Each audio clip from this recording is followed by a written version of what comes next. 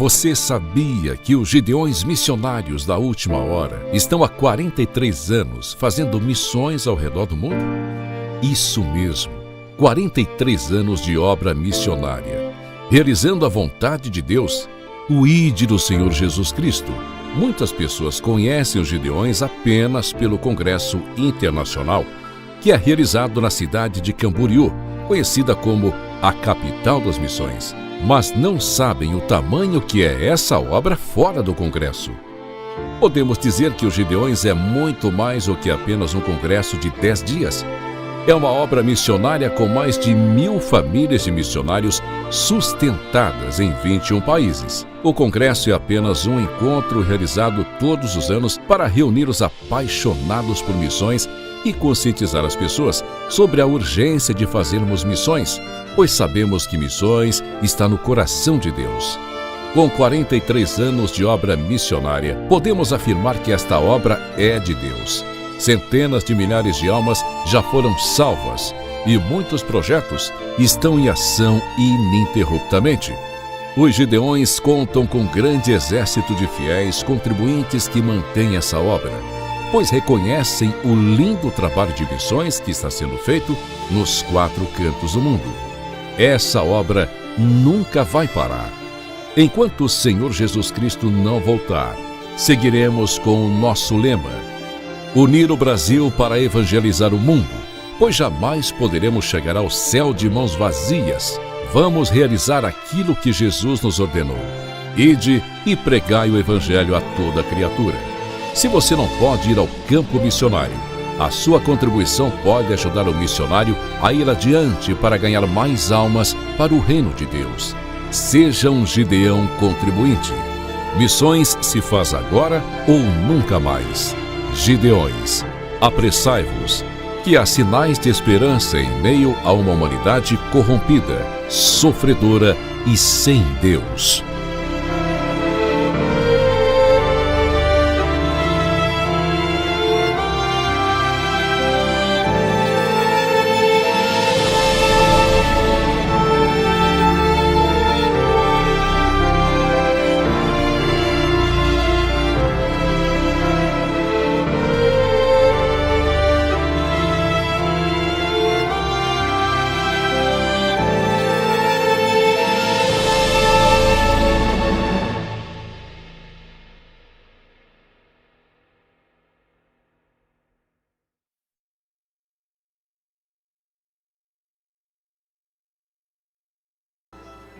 Podem tomar assento. Roberto, eu quero aquela música que nós cantamos ontem, a da chama que queima no coração, no altar. E na sequência tem uma palavra de Deus para o seu coração. Vamos ficar em pé, vamos ficar em pé, vamos ficar em pé. Eu poderia estar em qualquer outro lugar, mas sua glória me atraiu. Consegue cantar? Tua presença me atraiu. E aí, honrado? Tentei me esconder por medo de não viver, mas sua glória me atraiu. Sua presença me atraiu. É que a sarça pegou fogo e não se consumiu, e a voz que saiu dela um dia me atraiu. E o meu coração queimou até que descobriu que um dia com tua glória vale mais que 1000. É que a sarça pegou fogo e não se consumiu, e a voz que saiu dela um dia me atraiu. E o meu coração queimou até que descobriu que um dia com tua glória, um dia com tua glória vale mais que 1000. Eu poderia estar em qualquer outro lugar, mas sua glória me atraiu. Sua presença me atraiu. tentei me esconder por medo de não Tá sentindo ele aí? Mas tua glória me atraiu. A glória dele está te atraindo? Tua presença. Deixa essa glória te envolver. É que a sarça pegou fogo e não se consumiu, e a voz que saiu dela um dia me atraiu, e o meu coração queimou até que descobriu que um dia com tua glória, um dia muito pegou fogo e não se consumiu, e a voz que saiu dela um dia me atraiu, e o meu coração queimou até que descobriu que um dia com tua glória, um dia na tua glória vale mais. Feche os olhos e abra a sua boca. Traduz essa glória em adoração. Feche os olhos, traduz essa glória em oração.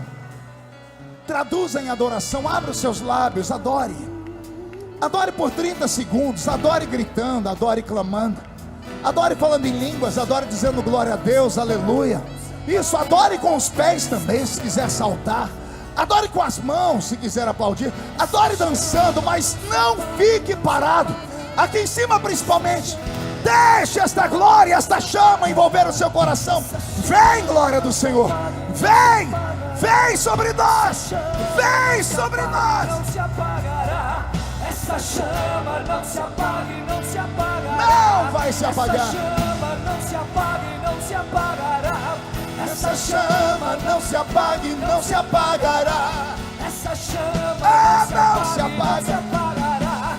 Essa chama não se apaga e não se apagará. Essa chama não se apaga e não se apagará. Essa chama não se apaga, não se apaga.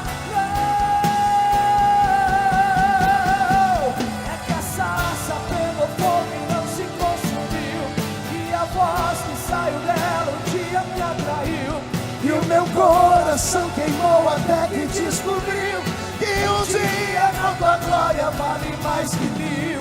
É que a sarça pegou fogo e não se consumiu, e a voz que saiu dela um dia me atraiu.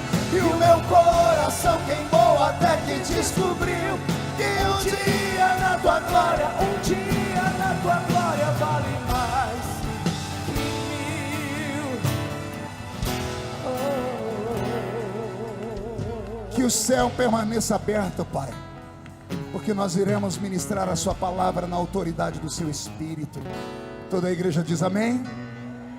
De pé como estão os gideões missionários da última hora. Abra sua Bíblia comigo no livro do Gênesis, capítulo de número 37, o versículo de número 19.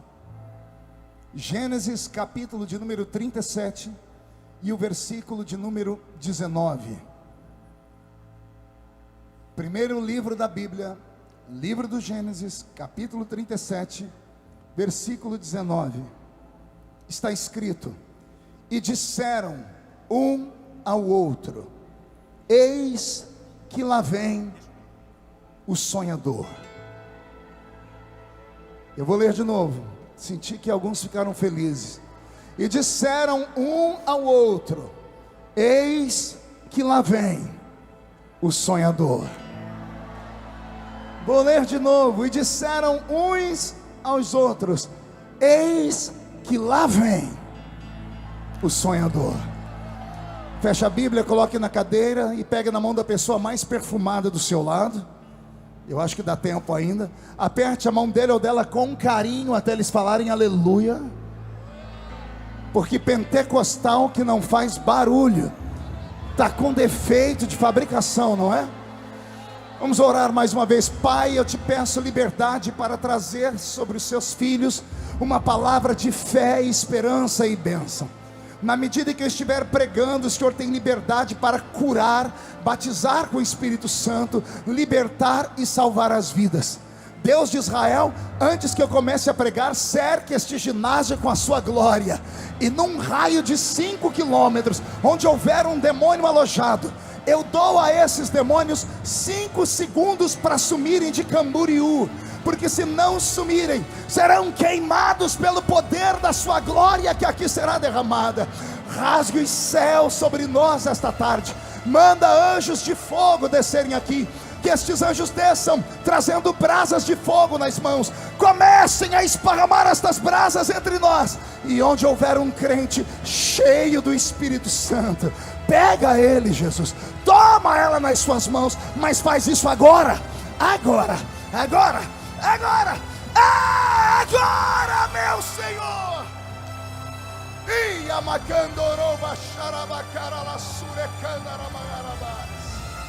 Fala conosco, fica conosco, é o que eu te peço agora e sempre. E todos os sonhadores digam amém. Tome o seu assento aplaudindo a Jesus com muita vontade, com muita ênfase. Glória a Deus. Eu tenho algo do coração de Deus para o coração de vocês. Nesta oportunidade, eu não gostaria nem de chamar o que eu vou falar aqui, pastor Wesley, de pregação. Eu quero aproveitar essa festa que está tão especial, inclusive para a minha vida, com esse memorial que eu vou guardar para sempre. Eu já recebi, por misericórdia e bondade de Deus, muitas honrarias nessa minha vida. Eu recebi medalhas de chefes de Estado. Eu tenho a maior comenda que um brasileiro pode receber, que é a medalha do mérito legislativo. Eu tenho medalhas do Exército, da Aeronáutica. Eu tenho títulos, eu tenho uma parede lá no meu gabinete cheia de títulos. Mas bem em cima de tudo isso lá, eu tenho 2 fotos e um quadro com uma toalhinha com o símbolo dos Gideões. Uma das fotos que está do lado é a foto do pastor Cisino. Porque aquele velhinho acreditou em mim, pastor Zilmar, como o senhor continua acreditando. E se existe uma coisa que o crente nunca pode esquecer na vida, é de ser agradecido. O maior pecado que Israel cometeu no deserto não foi adorar um bezerro, foi ter sido ingrato com o Deus que tinha tirado eles do Egito. Para todos os pecados se tem desculpa. O que mata diz que matou em legítima defesa. O que rouba diz que roubou para colocar comida na boca dos filhos. Para todos os pecados. O adúltero diz que adulterou por incompatibilidade de gênero. Mas o ingrato não tem desculpa. Porque não há desculpa para o ingrato. Você tira ele da lona, da rua, põe ele do seu lado, veste, dá honra, e depois você vai e recebe uma punhalada nas costas. Então o ingrato, esse para mim, só Deus para perdoar. Nós temos dificuldade. Então eu sou muito grato a Deus por tudo que eu recebi. Isso aqui para mim significa muito mais do que tudo que eu já recebi. São 25 anos ministrando nessa festa. Quantas mensagens esparramadas pelo Brasil e pelo mundo. São mais de 30 milhões de DVDs, VHS, fitas cassetes, CDs que se esparramaram na língua portuguesa, inglesa e hispânica. E só Deus faz isso. E Deus só fez isso na minha vida por causa de uma coisa. Pergunte o quê? Eu vou te contar um segredo. Você vai perguntar sem empolgação. Pergunte o quê? Porque eu sempre fui um sonhador. Sonhar é de graça. Você não paga para sonhar. Sonhar é aquilo que eu chamo de dom, que Deus negou aos anjos. Anjos não sonham, até porque não dormem. Deus negou aos animais irracionais, e alguns deles são 1000 vezes mais fortes do que eu, como o leão. Alguns deles têm uma beleza única, como os ursos pandas. E nem a esses seres que louvam a Deus também, o canto da baleia encanta o céu, o canto do pássaro, do rouxinol encanta o céu. Mas nem esses animais tão belos, Deus deu a eles esse dom.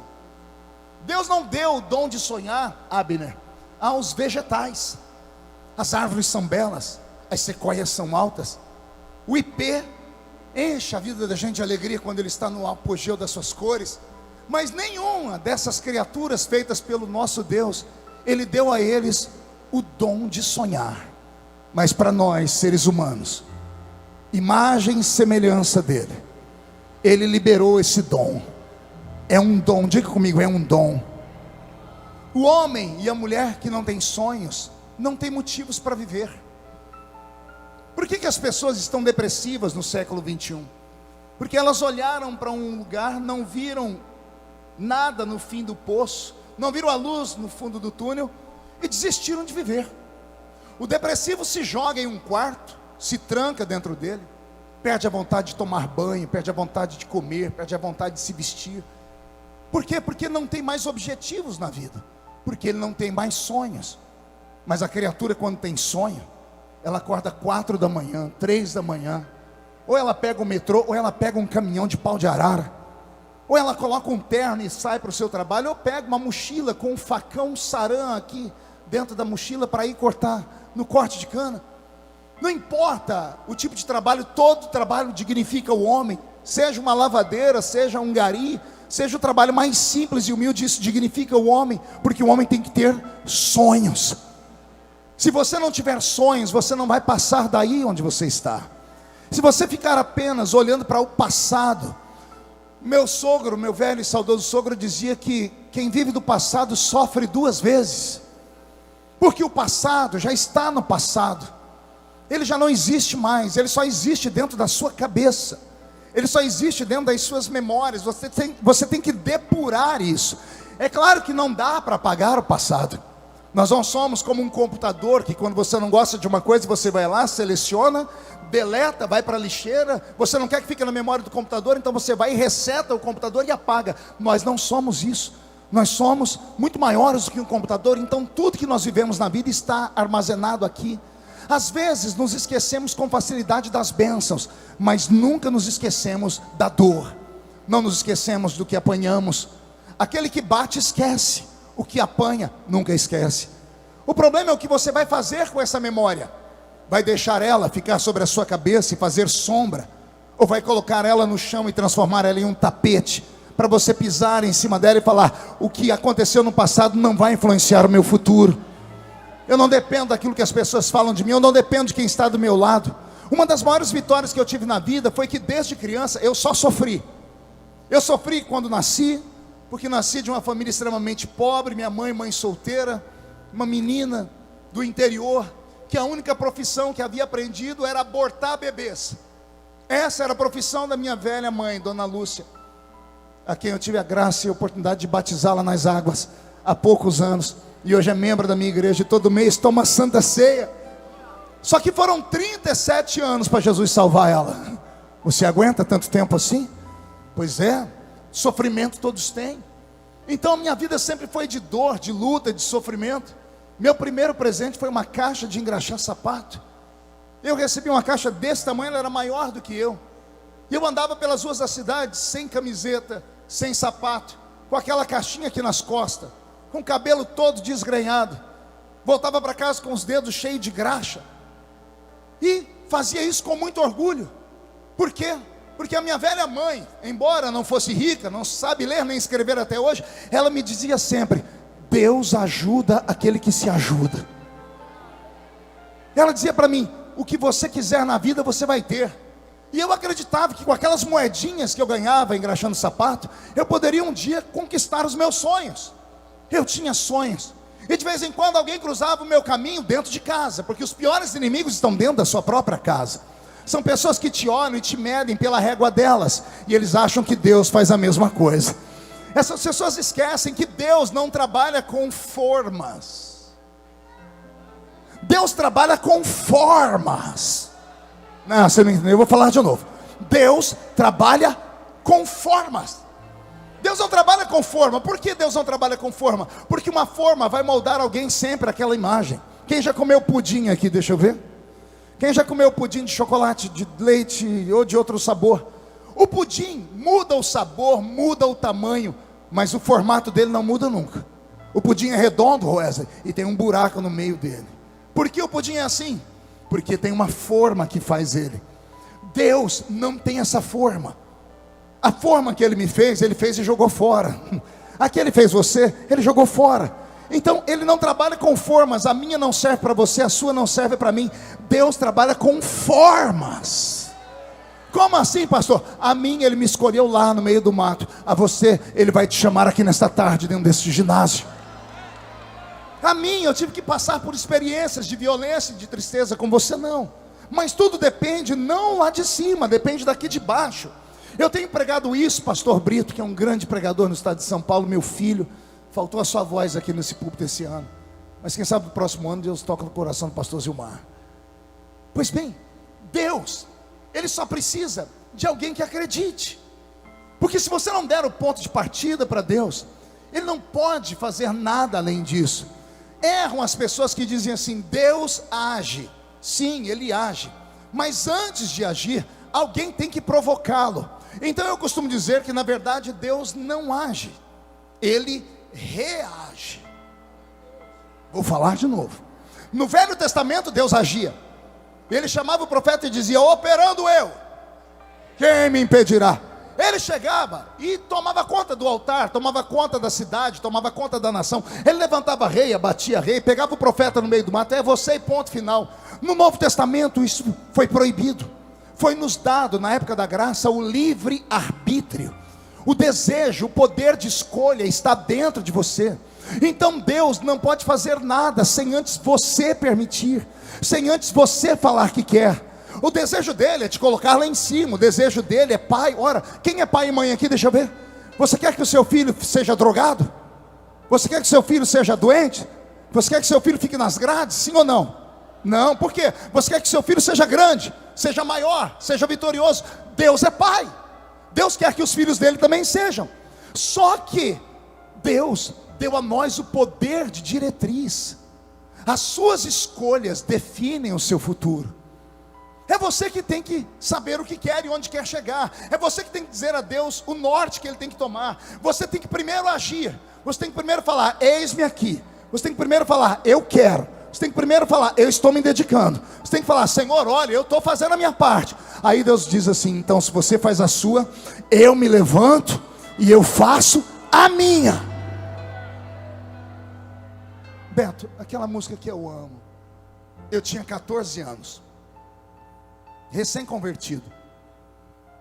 Me falaram de um Jesus tão lindo e poderoso, pastor Zilmar, que eu queria ir atrás de Jesus toda hora. Eu ia para o culto de segunda, terça, quarta, quinta, sexta, sábado, domingo. Eu ia para ensaio de círculo de oração. Eu ia para a escola bíblica dominical. Eu participava de tudo, eu queria Jesus. E um dia me falaram que teve o tal do culto do círculo de oração. Disse: eu quero ir nesse culto. Só que só tinha eu de adolescente no culto. Eu não tinha 14, eu tinha 15 anos. Eu sei que eu sentei lá atrás nos bancos e vi as irmãs. E culto de círculo de oração é muito testemunho. As irmãs vêm, dão um testemunho. Hoje é que surgiram as pregadoras com eloquência, como a pastora Helena Raquel, né? Mas antigamente as mulheres não pregavam, elas davam testemunho. E eu lá sentado ouvindo. Daqui a pouco deram oportunidade para a irmã Geni. Diga comigo, irmã Geni. A irmã Geni era uma carioca que saiu lá do Rio de Janeiro e foi morar no interior, lá em Orlândia. O marido dela era o pastor Benjamin. E a irmã Geni usava um óculos de fundo de garrafa que era dessa grossura assim. Ela era praticamente cega. Só que do Rio de Janeiro, carioca, envolvida com oração, manto, revelação. Tem algum carioca aqui nessa manhã? Ah, tem. Aqui atrás eu escutei um carioca. Aí, esses carioca sobe monte, desce monte. A cultura deles, até porque tem que ser essa, porque para enfrentar os morros e as balas perdidas, é só ser cheio do Espírito Santo mesmo. Pois bem, a irmã Geni pegou o microfone e começou a falar. Daqui a pouco ela parou, ela tentava esticar o olho assim, mas o olho dela não abria.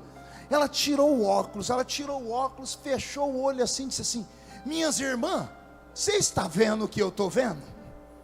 Aí a irmã Dalva, que era diretora do círculo de oração, falou assim: Geni, você não enxerga com óculos. Você tirou o óculos, quer que a gente enxergue o que você está enxergando? Você está enxergando o quê? Ela: não é, minhas irmãs, eu estou enxergando aquele menino lá atrás. Todo mundo olhou para trás e eu olhei também. Só que não tinha mais ninguém, eu era o último. Eu botei a mão no peito e disse: você mesmo, menino. Ela ajeitou o óculos, limpou, botou o óculos e disse assim: por que eu estou vendo a bandeira do Brasil embrulhada em você? Abre o coração. A velha disse que ela estava me vendo embrulhado na bandeira do Brasil. Eu não entendia nada, eu só me empolguei. Aí ela falou assim: Vixe, minhas irmãs, agora eu não estou vendo só ele embrulhado na bandeira, não. Eu estou vendo ele voar. Olha ele levantando e voando. E ela levantou o olho. Ela me via voando dentro da igreja. E eu estava no banco. Eu falei, mas eu estou aqui. Ela está olhando para lá. Ela disse, agora, irmãs, eu estou vendo um monte de bandeira voando, vindo de todo canto do mundo, parando na frente dele e se curvando. A bandeira passa e se curva. A bandeira passa e se curva diante desse menino aí. As irmãs deram glória a Deus, eu dei glória a Deus. Eu fiquei tão empolgado aquele dia. Sábado da frente era culto da mocidade. Aí me deram a oportunidade e eu fui contar o meu testemunho. Irmãos, a irmã Geni viu a bandeira do Brasil embrulhada em mim e eu voava. Jovem, você já viu como é. Em vez de dar glória a Deus, mas virei motivo de piada. Terminou o culto, falei, e aí, voador? E aí, bandeirinha? Eles começaram a rir de mim e debochar. Por um momento eu quis me entristecer, mas daqui a pouco eu falei assim, não. Eu tenho lido na Bíblia que Deus fala através de visões. E por mais que as visões não sejam entendidas nem interpretadas na hora, se foi Deus que mostrou, Ele vai cumprir. E eu aprendi a empinar o meu peitinho aqui, levantar os ombros e ignorar essas pessoas que não acreditavam. E eu continuei acreditando. E eu continuei caminhando. E hoje são quase 100 países do mundo. Consegue imaginar um ser humano, nascido lá na roça, viajar por 100 países do mundo pregando o evangelho? Desses 100, nos 20 eu fui como oficial de Estado. Os líderes das maiores nações do mundo tiveram que pegar na mão aqui, cheia de calo de quem cortava cana. E eu saía dali dizendo assim, só Deus faz um negócio desse. Aí o Senhor fala ao meu coração, o homem precisa de sonhos. Eu vou repetir uma frase que eu disse aqui no ano de 2000, que foi a primeira mensagem que encantou o Brasil, o sonho de José. Sonhe e ouse sonhar. Você nunca irá além dos seus sonhos. Sonhe grande, porque o teu Deus é grande. Não olhe as circunstâncias, não olhe a esquerda, não olhe a direita, não olhe o bairro onde você mora. Não olhe, porque teve uma época que eu olhava para a casinha onde eu morava. Quantas vezes dobrando o joelho, orando num quarto que dormia eu e meu avô. Agora a família melhorou, saímos de 2 cômodos para 4. Eu orando, e de repente senti um negócio gelado e molhado em cima de mim, que eu cobria com a coberta. Quando eu parava para ver meu avô com um pinico dele. O velho bebia cachaça, ficava bêbado. E ele me via orando, pegava o pinico debaixo da cama e jogava em cima de mim. Ai, Jesus. Quantas noites eu olhei para aquela casa sem forro. Eu vi os ratos correr nos caibros da casa. Teia de aranha. A parede aqui do lado era de barro. O chão vermelhão todo furado. E eu falava, eu vou voar, Jesus.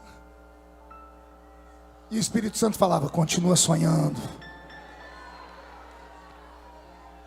Continua acreditando. Não olhe as circunstâncias. Não olhe a sua idade, não olhe o bairro que você mora, não olhe a igrejinha que você congrega, não olhe para a vida dos outros, olhe para aquele que é o autor e consumador da fé. Olhe para aquele que quando tem uma chamada na vida de alguém, ele entra num barco, atravessa um mar, vai numa cidade grande, ao invés de entrar no centro, vai para o cemitério. E lá no cemitério tem um endemoniado lá, possuído por um demônio chamado Legião. Aí o endemoniado vem para arrebentar o corpo do Nazareno. Não aguenta. A 1 metro de distância ele é obrigado a cair de joelhos amarrado. Aí o demônio grita, vieste nos atormentar antes do tempo. E Jesus diz, não, eu só vim libertar um homem, porque eu tenho uma promessa sobre a vida dele. Jesus liberta um endemoniado. Ele sai do trabalho do cemitério e volta para o barco. Os discípulos: o senhor não vai pregar na cidade? Não, não. Por que não? Porque eu vim aqui só por causa desse falido, esse desgraçado, esse lixo humano, que não tem família, que não tem história, que não tem dinheiro, que não tem sonho, que mora dentro do cemitério e se aconchega dentro de covas. Eu pego o homem do monturo, pego o homem do nada e coloco ele entre os príncipes desta terra. Eu quero saber se alguém aqui acredita nesse tipo de profecia. Então levante a sua mão, chacoalhe ela, põe aqui sobre a sua cabeça e diga: eu creio que aqui na minha mente o Senhor Deus vai plantar sonhos, sonhos tão poderosos, que chegarão dias que nem eu vou acreditar neles, mas vou fazer de tudo para continuar acreditando, porque Deus não conhece a palavra impossível. Agora tire a mão da sua cabeça e dê um grito capaz de fazer tremer este ginásio.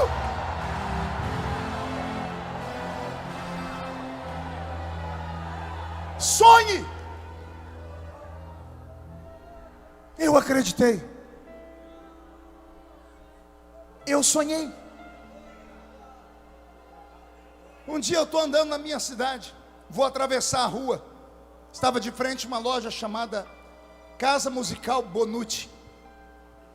Eu queria comprar uma guitarra. Já era crente, guarda mirim, usava um uniformezinho. E como eu não tinha dinheiro, mas sempre fui habilidoso para falar, eu peguei a Câmara de Vereadores, fiz eles assinar um documento, dividi o valor de uma guitarra usada pelos 9 vereadores. Falei: cada um de vocês vai me ajudar a comprar uma guitarra, porque eu quero tocar na igreja. Alguns me conheciam, falei: você foi aquele menino que era drogado, né? Falei: sou eu. Você vai tocar na igreja, eu vou te ajudar. Consegui o dinheiro. Estava com o dinheiro na mão, o dinheiro da guitarra. Fui atravessar a rua, na minha frente parou um Fusquinha verde. Olhei dentro do Fusca, pastor Valdeci Otávio e pastora Roseli, na época não eram pastores ainda. E ele falou: e aí, o que você está fazendo? Eu disse: eu estou indo ali. Vai fazer o quê? Eu vou comprar uma guitarra. Para quê? Porque eu vou ser músico.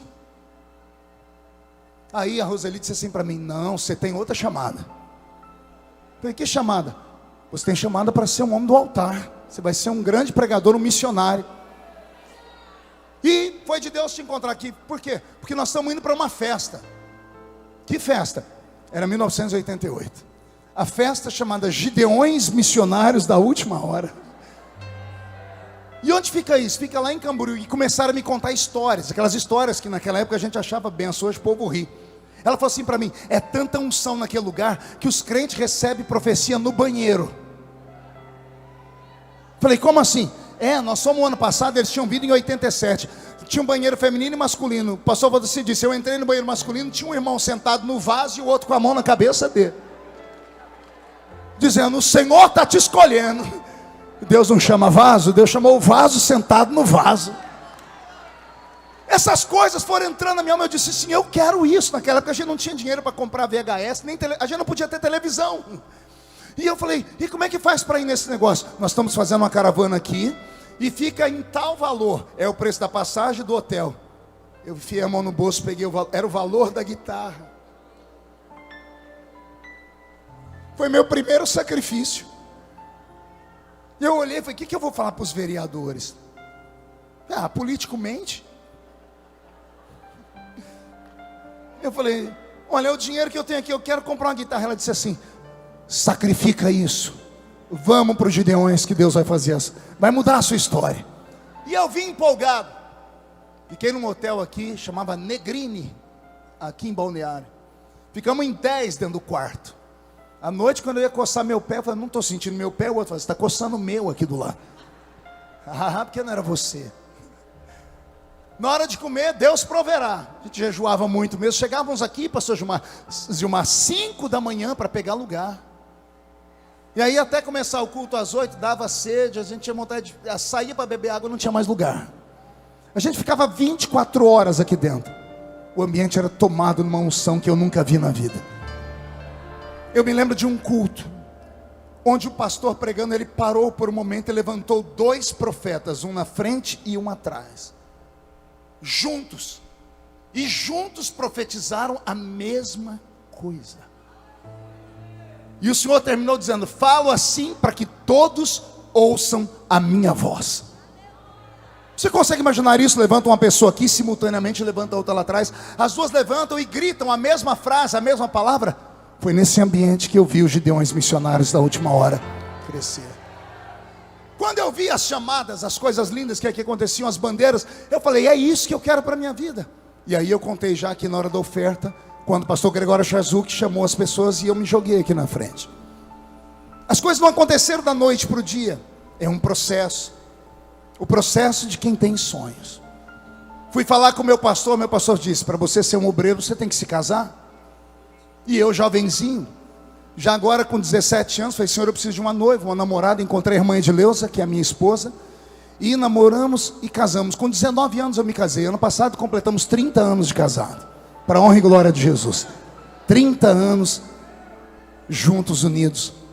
E logo que eu fiquei recém-casado, eu falei, pastor, agora eu casei. Ele falou, agora você tem que ter um ato de fé. Eu falei, qual? O que você quer fazer? Eu falei, eu quero ser um pregador itinerante. Ele falou para mim, sai do seu serviço. E eu falei, mas como é que eu vou viver? Ele falou, você não crê? Vai viver da fé. E eu tinha um sonho. E eu me agarrei àquela palavra dele. E pedi as contas do meu trabalho. Eu trabalhava na Intel, indústria de terminais elétricos. Trabalhava no departamento financeiro dessa empresa. Eu cheguei no meu líder, o chefe, que era o Dr. Roberto. Falei para ele, eu quero pedir as contas. Ele disse, não, você é um dos melhores funcionários que tem. A empresa está mal das pernas, mas nós não vamos fechar. Por que você quer sair? Porque eu quero ser um missionário. O olho daquele homem encheu de lágrimas. Ele disse, olha, nós não somos da mesma fé. Eu sou ancião das Testemunhas de Jeová, mas nós também temos obra missionária. E quando alguém de nós tem vontade, a gente não segura. Ele disse, eu não concordo com a sua fé, mas acredito na sua história. Vai embora, Feliciano. Que Jeová te abençoe. Como eu acreditava em Jeová também, eu peguei a bênção sobre a minha vida. Eu tinha uma brasilinha velha que só o sangue de Jesus. Era a Brasília que o anticristo vai usar na grande tribulação para conduzir os desviados que ficam na terra. Ela tinha tanta massa plástica nela, Lorival. Se tirasse a massa plástica, fazia outra Brasília. O apelido dela na minha cidade era Brasília Ungida. Pergunte por quê? Só se todo mundo perguntar. Porque onde eu parava com ela, ficava uma poça de óleo no chão. Vazava óleo para tudo quanto é lado. Eu acho que foi a única Brasília do mundo que tinha direção hidráulica. Ela tinha um problema no setor dela, que para virar na esquina eu tinha que começar a rodar rápido. Dava 12 voltas para puxar a barra da direção. Era uma coisa do diabo. Só o sangue de Jesus, né? E eu nessa pobreza, nessa miséria toda, pedi as contas.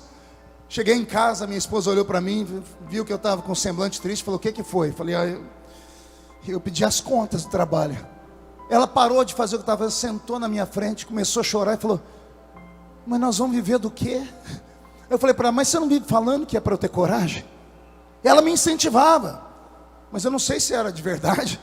A hora que eu tomei a decisão, ela falou assim, por que você fez isso? É igual a história daquela mulher que estava na beira do túmulo do marido, o marido está sendo enterrado, ela, João, me leva junto, João, eu queria ir no seu lugar, João. Nisso ela escorregou e caiu lá dentro. Ela começou a gritar, me tira daqui, me socorre. Ela queria ir com o João, mas na hora que caiu lá dentro, a minha esposa foi a mesma coisa. Ela falava, vai! A hora que eu fui, ela disse, e agora? Quem poderá nos defender? Eu falei, o Deus que eu sirvo vai nos ajudar. Fui na primeira reunião de obreiro do mês do campo de Ribeirão Preto. Pastor Antônio Silva Santana, meu pai, fez meu casamento, me batizou, me consagrou a diácono e a presbítero. Cheguei no pastor Antônio e disse, pastor Antônio, eu pedi as contas do meu trabalho e agora eu vivo da fé.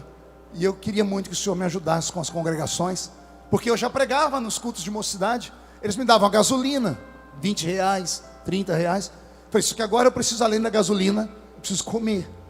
Aí o pastor falou no microfone, diácono Marco Feliciano está se lançando como pregador itinerante. Os irmãos estão vendo ele aqui?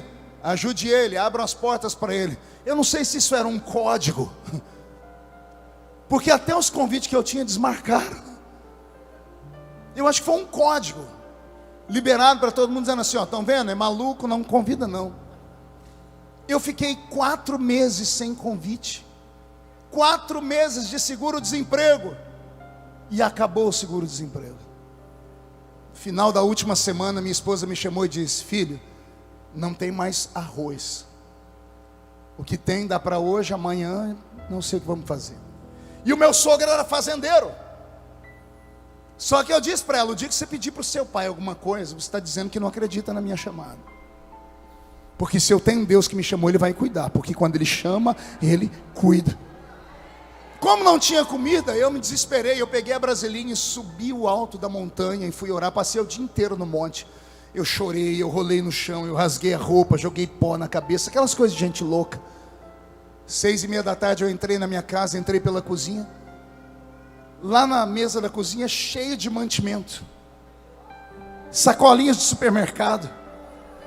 E ao invés de eu ficar feliz, eu fiquei bravo. Eu parti para cima da Edileuza e gritei: você pediu para o seu pai, você me desonrou. Ela: não pedi, não foi para o pai. Eu disse: de onde veio isso? Ela disse: a irmã Hélia. Quando ela disse a irmã Hélia, eu sentei.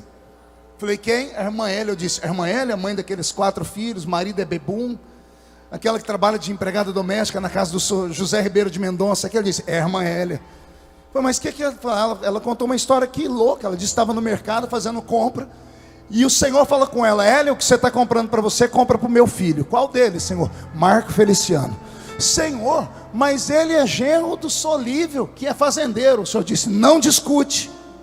Eu preciso mostrar para ele que sou eu que cuido. E ela disse: Senhor, mas eu não tenho dinheiro. Ele diz: vai na sua poupança, saca da poupança e compra para ele. Tem uns 6 anos, eu estou na minha cidade andando, encontrei a irmã Hélia. Ela olhou para mim com um sorriso, já cabelo branquinho, disse: posso te contar um testemunho? Eu falei: pode. Lembra aquela vez que eu fiz para você? Eu falei: nunca vou esquecer. O meu patrão me deu uma casa no valor de 600 mil reais.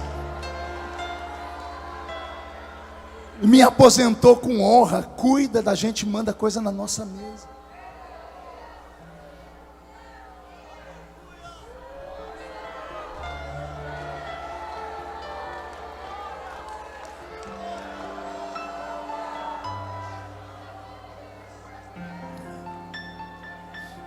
Eu dobrei meu joelho e falei: o Senhor cuida, então cuida de tudo.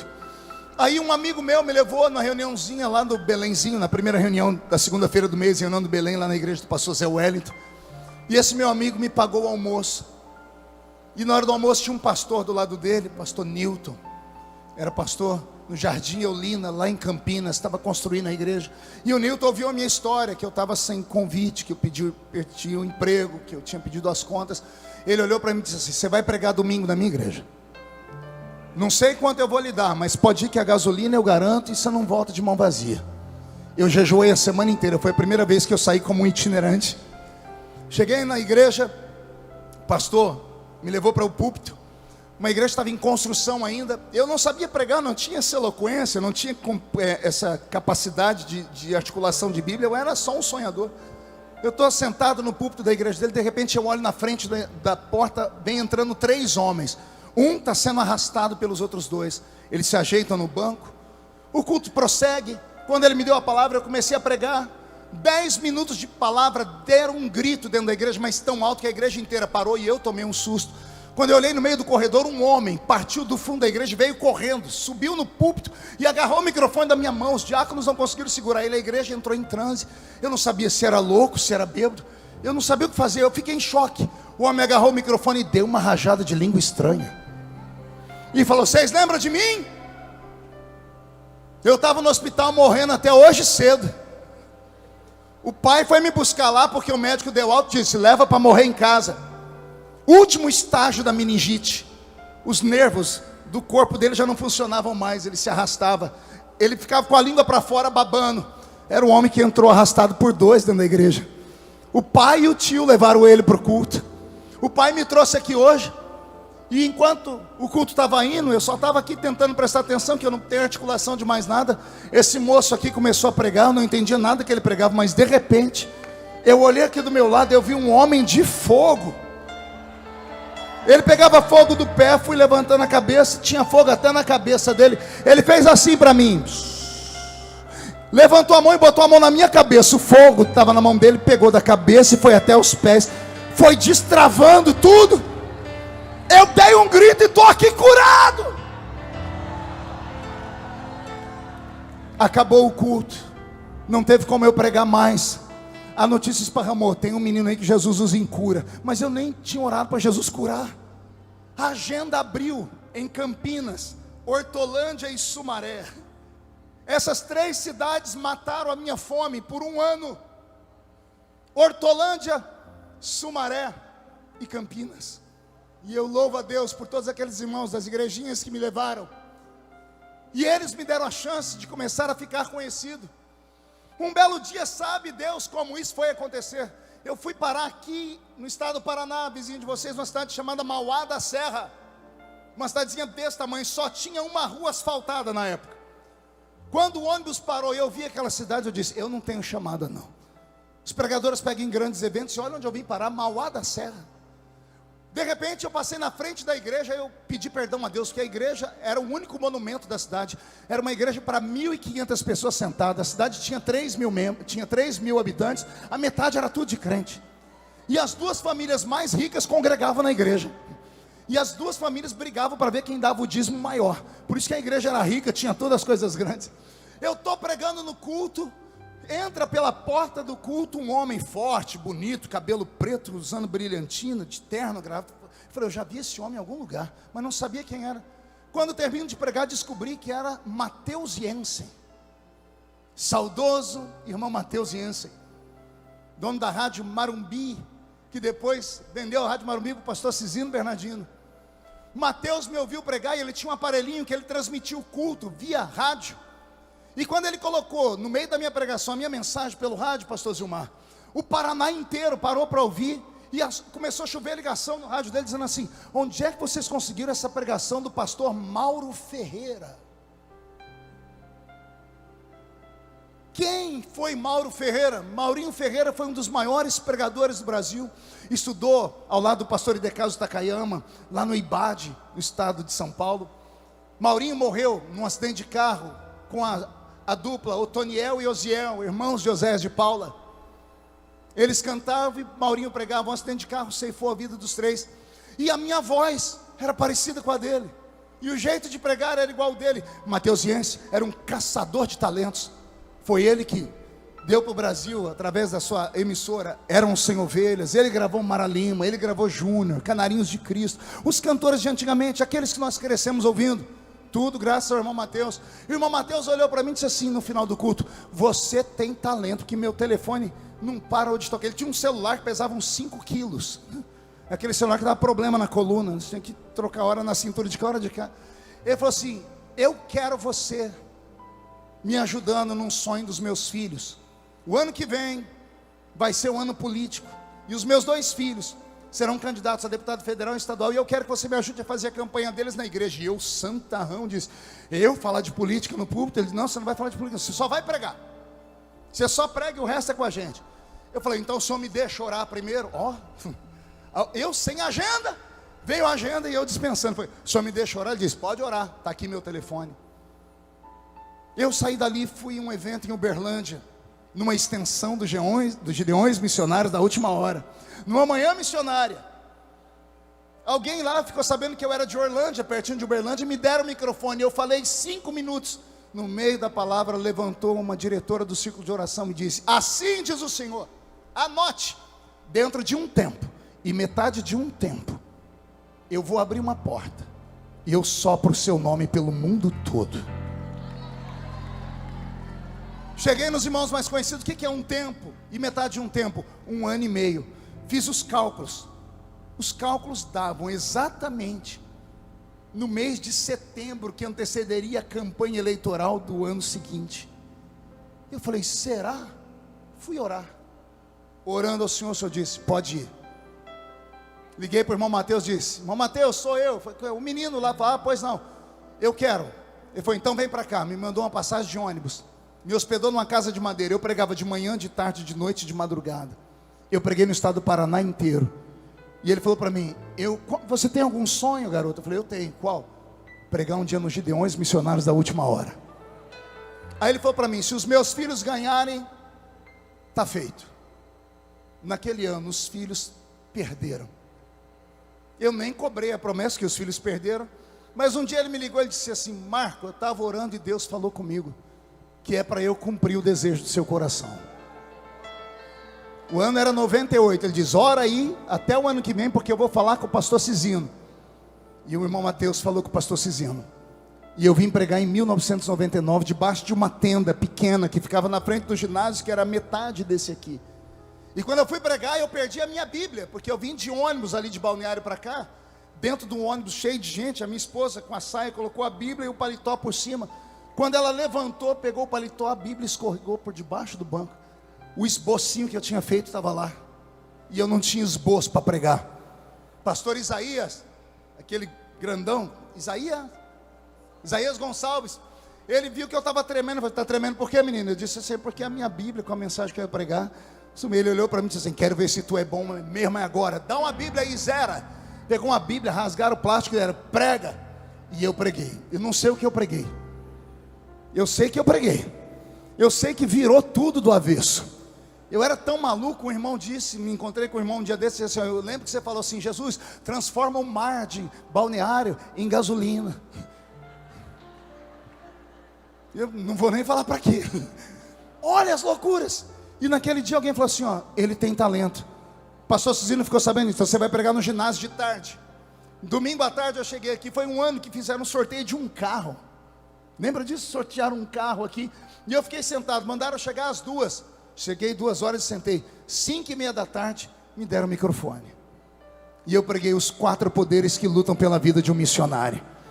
E naquele dia, as pessoas não sabiam o meu nome, mas chegavam ali na venda e diziam assim, eu quero a fita daquele menino. Qual? Aquele menino. O menino que gritou. No ano seguinte eu voltei como pregador e preguei o sonho de José. Aí eles chegavam ali, não sabiam o meu nome. Queremos a fita daquele menino. Qual menino? O sonhador.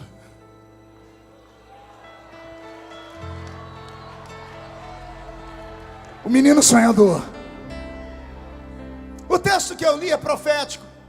Aqueles que sonham sempre serão perseguidos, humilhados, maltratados. E sempre que você chegar no ambiente, vão olhar com desdém e vão dizer, ih, para porque lá vem o sonhador.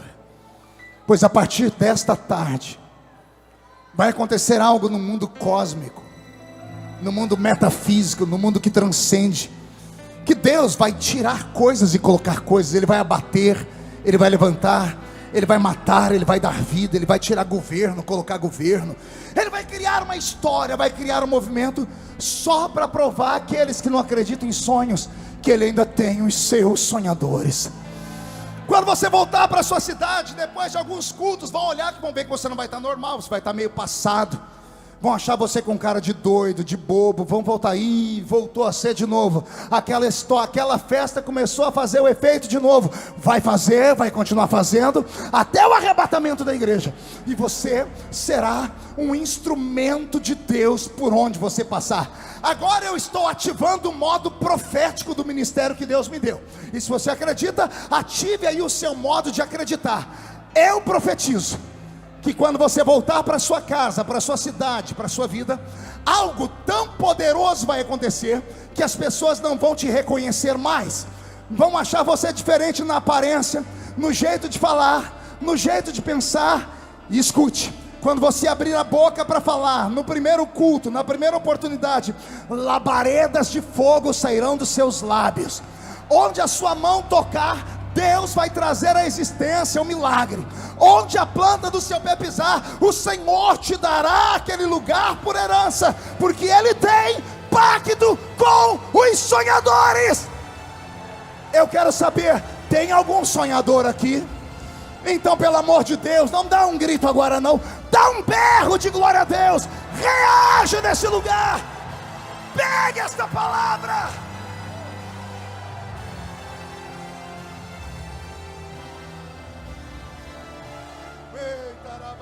Vai, Roberto, vai, Roberto.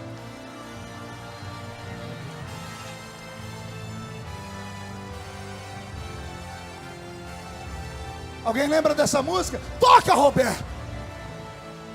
Essa música encantou lares pelo Brasil e pelo mundo. O primeiro fundo musical utilizado nos Gideões Missionários da Última Hora. O diabo está desesperado nessa tarde. O Senhor está reacendendo a chama. Pega ela, José. Pega ela, José. Deixa o sonho nascer.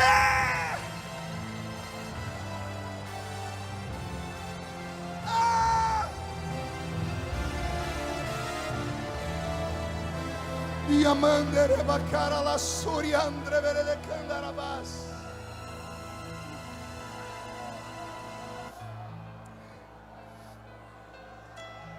Não desista.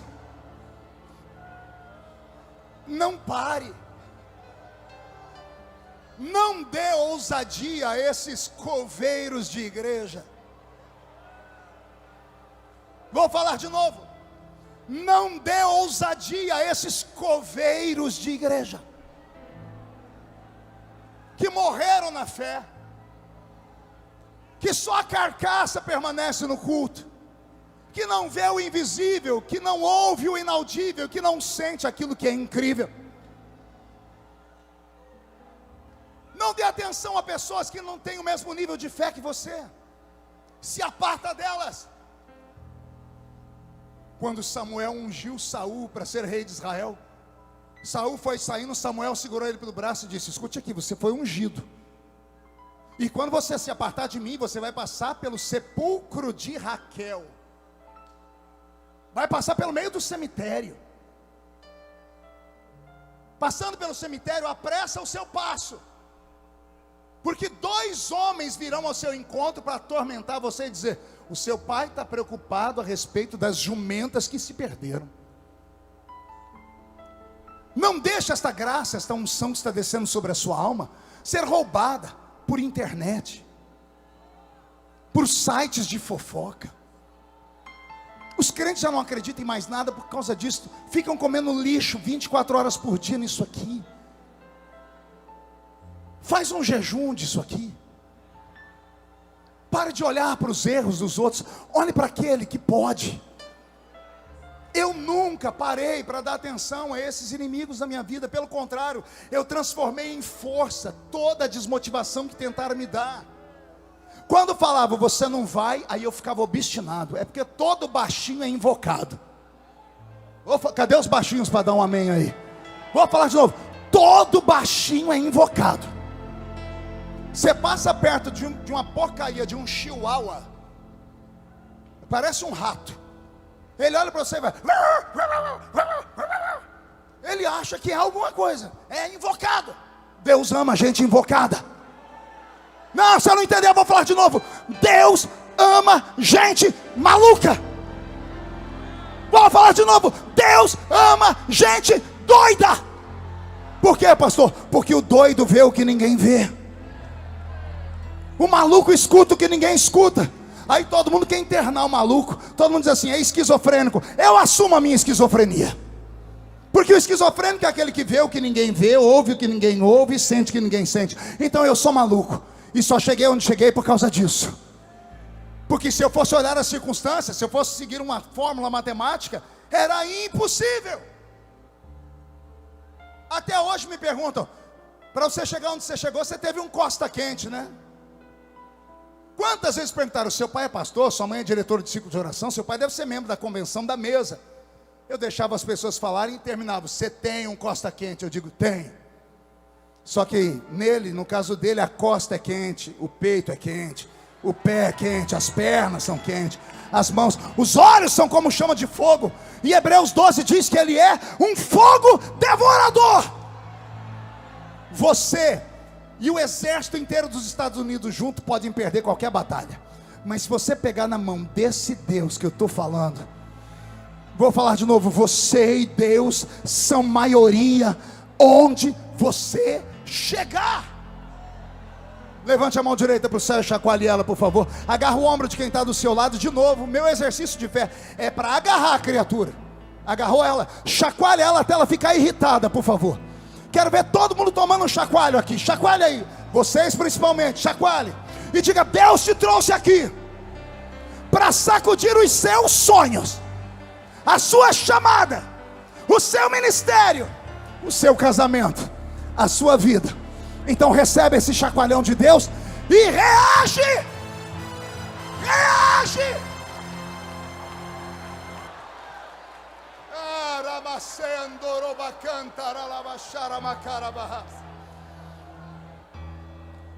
ouviste falarem, lá vem o sonhador. Aí, pastor Zilmar, Deus começou a me usar em batismo com o Espírito Santo e cura divina, porque eu não pregava nada. E quando eu ia pregar, eu imitava os pregadores. Eu já fui cópia de alguns que passaram por esse púlpito, grandes homens. Um dia eu estava no meio do mato orando, revoltado. Falei, Senhor, o Senhor está abrindo portas, o Senhor está curando e batizando, mas eu preciso pregar, senão daqui a pouco vão dizer que eu só sou menino de movimento. E eu imito os pregadores, não acontece nada. Por que eu imito eles, não acontece nada? Deus falou comigo. Eu contei essa frase um ano aqui, muita gente se apossou dela e contam por aí. Deus falou para mim, eu não quero que você seja um eco, eu quero que você seja uma voz. Anote isso. O Senhor falou para mim, se eu precisasse de 2 desses homens que você imita, eu tinha feito 2. Não tem vaga mais, que a vaga deles é deles. Agora tem uma vaga aqui para você. Eu falei, Senhor, mas olha o meu jeito. Pregue do seu jeito, pregue da maneira como eu te ensinei, porque eu prego contando histórias. Uma vez falaram para mim, você não é pregador não, você é roteirista de cinema, você conta história, a gente entra dentro dela, a gente viaja, a gente sente o cheiro. Isso, e uma vez um pastor falou, púlpito de Assembleia de Deus não é lugar de contar história, é lugar de pregar a palavra. Então eu absorvi o que Deus havia me dado, eu me contentei com o que Deus havia me dado. E quando eu foquei nisso, as portas começaram a se abrir. Mas foi antes do sonho de José, aqui uns 5 meses, que eu tive a minha última prova. Pergunte qual? A agenda vagou por umas 2 semanas. Peguei meu carro, saí sem rumo. Falei, vou andando por aqui, tem umas cidades que eu não preguei ainda. Eu paro o carro na porta da igreja, espero o culto começar, entro, mando minha fitinha. Eu tinha uma fitinha cassete, mando para o púlpito. O pastor vai ver, vai abrir o coração e me chamar. E eu fui parar numa igreja que o pastor era muito bravo. A igreja lotou, tinha umas 200 pessoas. Eu lembro do pastor pegando a fita, o diácono entregando para ele. Ele olhando, abriu. Passou por todo o presbitério, pediu a fita de volta. Foi para o púlpito, pegou o microfone e disse, irmão, vocês estão vendo isso aqui? Ele mostrou a fita. Isso aqui se chama mensagem enlatada. Isso aqui é feito por pessoas que não querem trabalhar, são vagabundos. Querem viver de explorar a igreja. Aqui não, seu vagabundo. Ele pisou num cantinho assim do púlpito, abriu uma lixeira e jogou a fita lá dentro. Eu abaixei minha cabeça, uma vergonha. Quando ele levantou a igreja para orar, eu saí. Entrei dentro da Brasilinha. Tinha um menino que viajava comigo, que chamava Brito. Nós fomos até um posto de beira de estrada. Eu parei o carro ali. Falei, nós vamos dormir aqui dentro hoje. Ele virou para um lado e eu virei para o outro. E ali eu chorei. Falei, Senhor, eu deixei tudo. E naquele dia Deus não respondeu nada. Eu achei que já era pregador e não era. Deus me levou ao limite. Deus levará sonhadores ao limite, para ver se eles estão dispostos a morrer pelo sonho deles. Não recue. Naquela noite eu pensei em abandonar tudo, mas não. O choro dura só uma noite, a alegria vem de manhã. De manhãzinha estava eu de pé de novo. Falei, Brito, vamos embora. Ali não deu certo. Paramos na cidade da frente. O pastor me chamou, deu até janta para nós. Final do culto, me deu uma oferta. Consegui abastecer o carro. Falei, vamos seguindo viagem. E foi assim que nasceu o ministério que Jesus me deu. No ano seguinte, preguei nos Gideões. E estou aqui há 25 anos dando trabalho para todos vocês. Entrei dentro da sua casa, me tornei amigo dos seus filhos. Ajudei você nos momentos mais difíceis da sua vida. E eu achei que não ia viver para ver isso acontecer. Eu achei que eu não ia viver para ver a velhice. E eu envelheci. Já sou vovô. Tomo 12 comprimidos para dormir. Ontem eu estava lá no restaurante, os irmãos vendo, o Roberto é meu enfermeiro. Roberto me levou para o senhor, tem que tomar a injeção agora. Me levou para um canto e me deu a injeção. Alguém falou, você toma a injeção? Eu falei, sou ser humano. A barba ficou branca. As costas estão calejadas de tanto apanhar. Apanhei de tudo quanto é lado que você possa imaginar. Mas nenhuma das pancadas que eu tomei foi tão dolorida quanto as pancadas que eu tomei de amigos. Amigos de ministério. A ferida religiosa, ela não tem cura. A ferida provocada pela religião não tem cura. A gente tem que aprender a conviver com ela e ir empurrando. Eu tenho um espírito manso. Não sou de briga, não sou de xingar. As pessoas vêm e falam comigo, falam, você está conversando com a pessoa? Eu falei, estou. Tento seguir Paulo. Seguir a paz com todos e a santificação sem a qual ninguém verá o Senhor. Eu não tenho sangue de barata na minha veia. O leão que eu sou pregando aqui, os gritos que eu dou, eu não faço isso quando estou fora daqui. Eu sou uma pessoa tímida, pode não parecer, mas eu sou tímido.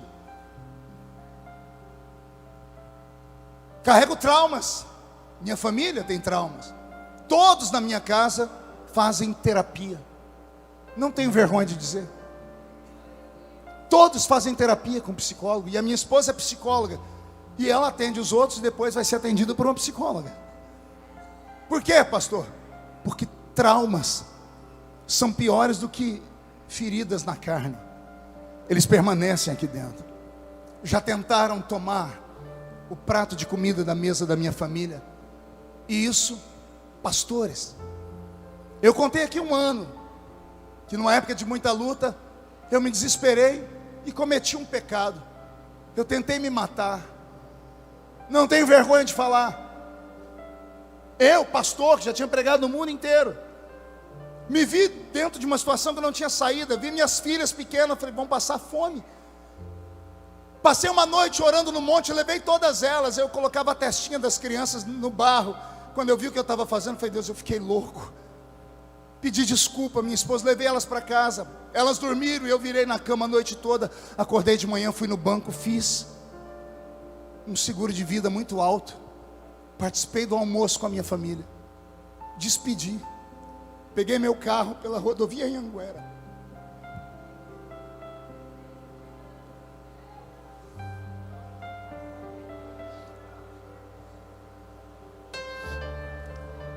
Eu mirei a traseira de um caminhão de cana, um treminhão.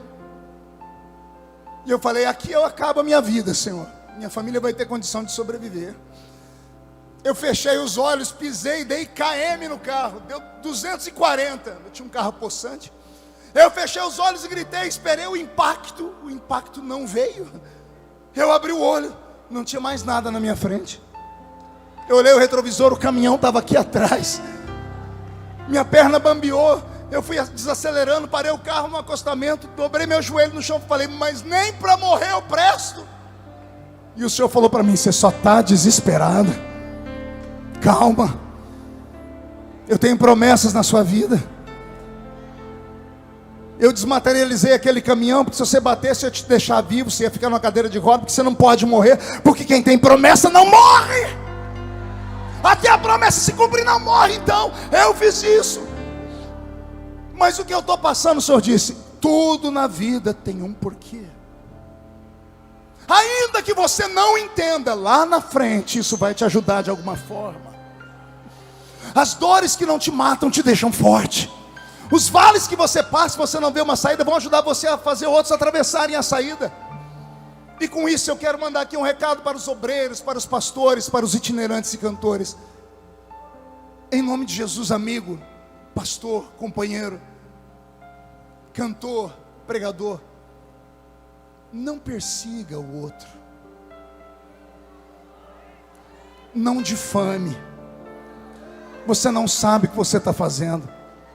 Tem gente que aguenta. Eu não aguentei. Eu tentei me matar. As pessoas estão se matando nas igrejas. Pastores estão se matando. Aí você puxa a ficha, você vai ver que estão sendo perseguidos, humilhados. Tem obreiros que apanham no rosto de outro obreiro. Pastores que jogam um telefone em cima do outro, na reunião de obreiro. faz o outro ajoelhar, humilham as pessoas. Os meus amigos sabem o que eu estou falando aqui, não dou nomes, não preciso. Não faça isso. O ser humano, ele não é feito de carne só, ele é alma. Ele vai absorvendo. Tem gente que aguenta, vai aguentando, mas tem hora que o vaso entorna. E se entornar o vaso e a pessoa não tiver equilíbrio, você pode estar sendo responsável por uma pessoa que vai cometer uma desgraça, vai matar alguém, vai se matar, vai matar os filhos. Em nome de Jesus, não persiga o outro, não persiga.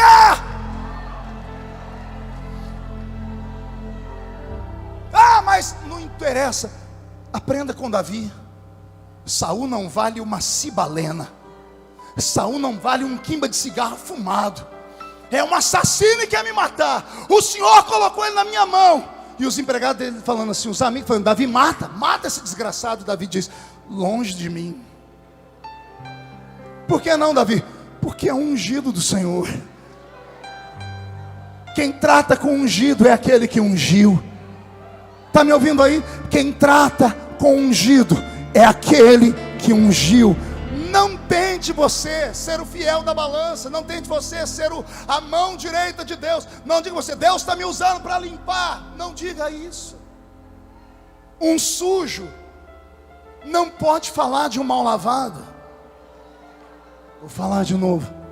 Um sujo não pode falar de um mal lavado. Eu vou falar de novo. Um sujo não pode falar de um mal lavado. Eu só sei de uma coisa, pergunte o quê? Vamos gritar com você. Lá vem. Lá vem. Lá vem. Lá vem o sonhador. Ei, sonhador, está preparado? Porque da mesma altura que você sonhou, o Senhor antes vai te jogar dentro de uma cisterna. Foi assim que eu aprendi com José. Ele viu o sol e a lua, mas antes foi parar dentro de um buraco. Quando você acha que não tem mais onde vir humilhação, além de parar dentro do buraco, depois é vendido como escravo. Aí na casa onde ele está como escravo, foi acusado de ser um estuprador. Aí prendem ele em uma outra prisão e Deus fica sem falar com ele por anos. Mas ele nunca perdeu os sonhos. Chegou um dia, e esse dia vai chegar para você também. Quem sabe está chegando agora. Quem sabe Deus só não está esperando uma reação mais agitada sua. Quem sabe Deus não está parando para olhar para você dizendo assim, para de sentir pena de si mesmo. Reage. Fazer carinha feia para os outros, isso não resolve nada. Fazer fusquinha para os outros, ficar fazendo chanha, isso não te leva a nada. Reage aqui nessa manhã. Aqui é a arena da guerra. É aqui que você vai virar o seu cativeiro. É aqui que Deus vai te dar uma nova história. É aqui que Deus está reescrevendo as páginas da sua vida. Eu só sei de uma coisa: o Brasil vai tremer quando você chegar. A sua história vai atravessar os séculos da sua própria existência, se Jesus não voltar até lá. Eu sei que eu não estou pregando para homens e mulheres comuns essa tarde. Eu estou pregando para pessoas que eram como eu, que não tinham nada nem onde se apegar, mas Deus os escolheu. Tem algum sonhador aqui nesta manhã? Incline a sua cabeça, por favor. A minha música, Roberto. Incline a sua cabeça. Eu nunca fiz isso nos Gideões porque não dava, mas hoje eu vou fazer. Segure a sua criança que está no seu colo, porque eu vou orar aqui no altar, só com gente que não está aguentando mais. O seu sonho é pesado, é grande, mas tudo diz que não. E para ajudar veio a calúnia, veio a perseguição. Eu quero orar com você, sonhador, aqui no altar. Eu quero ver se você tem coragem de acreditar. Isso, chegue bem perto, porque se todo mundo sonha, vai vir muitos sonhadores. Isso. Não, pode ficar em pé mesmo, senão não vai caber muita gente. Vai ficando aqui perto de mim. Isso. Pode chorar.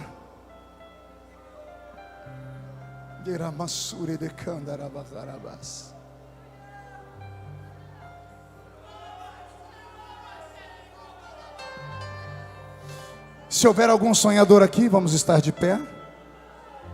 E quiserem já aproveitar para descer e receber a oração aqui embaixo, eu te espero aqui embaixo. Sonha. Vai acontecer. Eu sou um exemplo de que Deus realiza sonhos. Sonhe. Alguém me pergunta, vale a pena, pastor? Vale. Toda dor, toda luta que eu já passei, a sua lágrima aqui está dizendo para mim, valeu a pena. Está chegando? Vamos todos ficarmos de pé. Ei, coloque a mão aqui no seu coração. Agora nós vamos questionar eles, Roberto, por que eles estão chorando? Vem, chega pertinho. Feche os olhos que nós vamos conversar agora. Eu e o Roberto vamos conversar com vocês. Você vai fechar os olhos e você vai responder as nossas perguntas, tá bom? Feche os olhos. Tá chorando por quê? Se você tem um Deus que cuida de você e jamais te esquecer, Ele sabe de tudo que você está passando e mandou te dizer que Ele está cuidando. Lembra de onde você veio e aonde você chegou. Lembrar de todos os livramentos que você já passou. Nem era pra você estar aqui, mas Deus falou assim: esse aí vou levantar, e onde colocar as mãos eu vou abençoar. Ei, não chore. Quem cuida de você não dorme. Ah, quem cuida de você não dorme. Levanta, tem muita gente que te ama. Deus mandou te dizer que vai acontecer. Deus mandou te falar que tudo vai passar. Não chores, quem cuida de você não dorme. Levanta, tem muita gente que te ama. Deus mandou te dizer que vai acontecer. Deus mandou te falar que tudo vai passar. Pai, eu me atrevo a te chamar de Pai. Eu te conheço desde criança, meu Pai. Eu estou sentindo a dor dos meus irmãos que estão aqui, e uma dor mais aguda dos que estão assistindo pela internet. Milhares de vidas estão sendo tomadas agora por uma emoção, meu Pai. Essas lágrimas estão lavando a nossa alma, estão lavando o nosso rosto. Nós estamos chorando porque nós temos sonhos, mas a vida, Senhor, foi muito ruim com a gente. Tem gente que perdeu o pai, a mãe, o filho, o emprego, o ministério. Tem gente aqui, Senhor, que perdeu a dignidade. Tem gente que não tem para onde voltar depois dessa festa. Tem meninos, ó Pai, que depois de verem a beleza de Camboriú voltarão para o sertão, andarão por aquelas ruas de terra, entrarão naquelas igrejas pequeninas e voltarão, Senhor, sonhando: Deus da minha infância, Deus que me visitou lá na Vila Tatu, visita esta geração, visita esta geração, visita esses homens e mulheres que estão aqui no ginásio, visita estes 300 valentes que o Senhor me deu nesta manhã, visita os pastores, os missionários, visita os que estão assistindo pela internet, visita, traz o céu, a revelação, mostra para eles que o Senhor é o Deus que cuida, que o Senhor é o Deus que quando chama, abre as portas, então faz o milagre acontecer. Eu ouço barulhos, Pai, de corações acelerados, de mãos que estão pegando fogo, os pés estão recebendo sapatos de fogo. Senhor, espadas estão sendo liberadas de fogo. Vai haver uma grande batalha depois desse culto, e a vitória será nossa, em nome de Jesus Cristo Nazareno. Pai, estão gritando por aí: eis que lá vem aquele sonhador, lá vem o sonhador. Ei, sonhador, não chores, Não chores, quem cuida de você não dorme. Levanta, tem muita gente que te ama. Deus mandou te dizer que vai acontecer. Deus mandou te falar.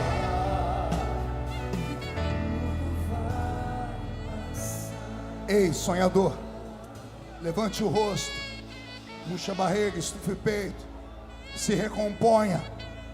Vai dar tudo certo, vai acontecer na hora exata.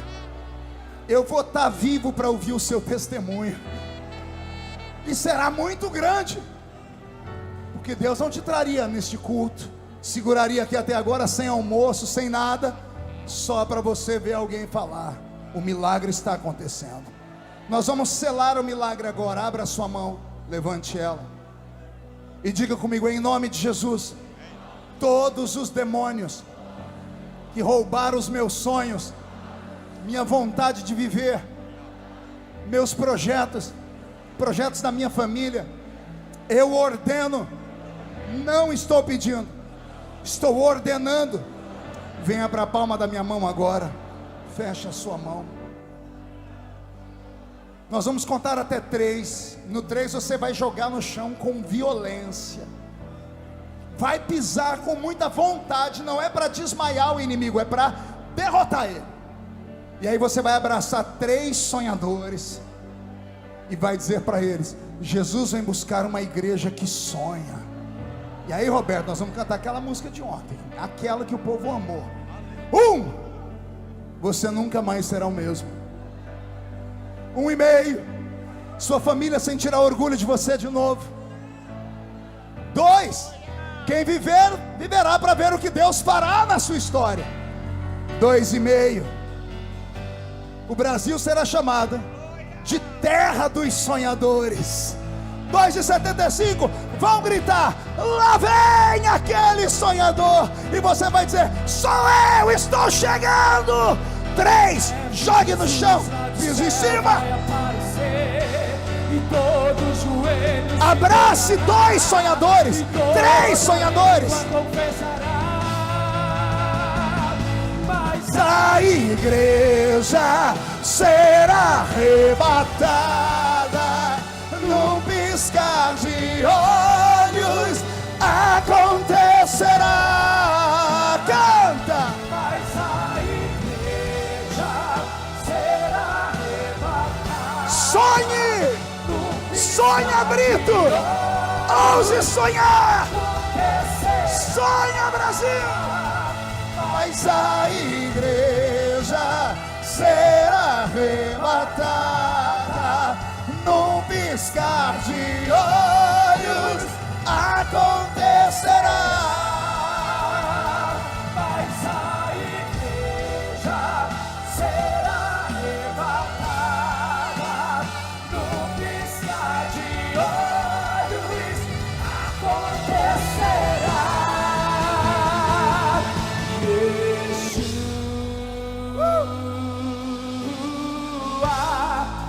O Messias aguardado, Ele vem me buscar. Vai, Yeshua,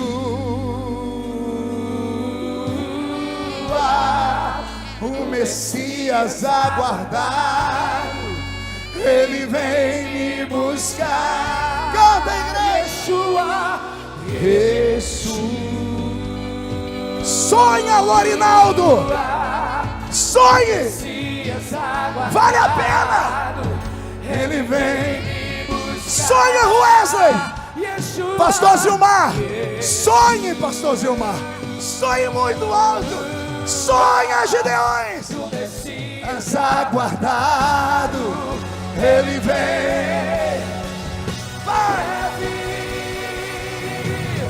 Breve Jesus Do céu vai aparecer e todo joelho se dobrará e toda língua confessará.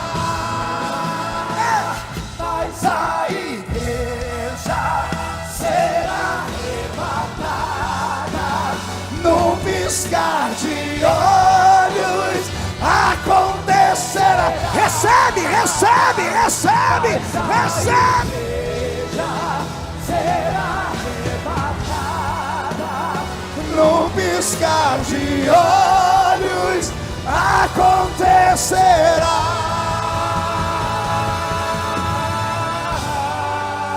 Quem pode aplaudir? Quem pode aplaudir e gritar? Quem pode aplaudir, gritar e dar um pulo para cima? De novo. Sai da frente, Satanás! Estamos em guerra!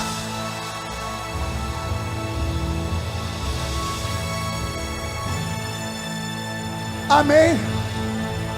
Murcha a barriga e estufe o peito, rápido. Olhe nos olhos do seu irmão. Se não tiver vermelho, enfia o dedo no olho dele. Olha aqui para mim. Valeu a pena? Pastor Zilmar, estou no horário, ó. Falta 21 minutos. Posso fazer só um anúncio? Como é meu aniversário de 25 anos? Quem aqui já assistiu alguma mensagem minha fora dos Gideões? Quem já foi abençoado? Quem gostaria de pregar como eu? Quem já foi abençoado com os louvores do Roberto? Quem gostaria de tocar teclado igual ele? Vou te dar uma chance. Está sendo distribuído aí lá fora esse panfleto. Eu criei um curso de teologia aplicada, que sou eu ensinando você. Não é a teologia de balcão, é teologia viva. Eu ensino revelações que você nunca vai ouvir numa escola normal. Eu ensino revelações do tipo: Adão podia voar, podia respirar debaixo d'água, que ele não podia morrer. Ele era burro, sim ou não? E como é que ele não sabia que estava nu?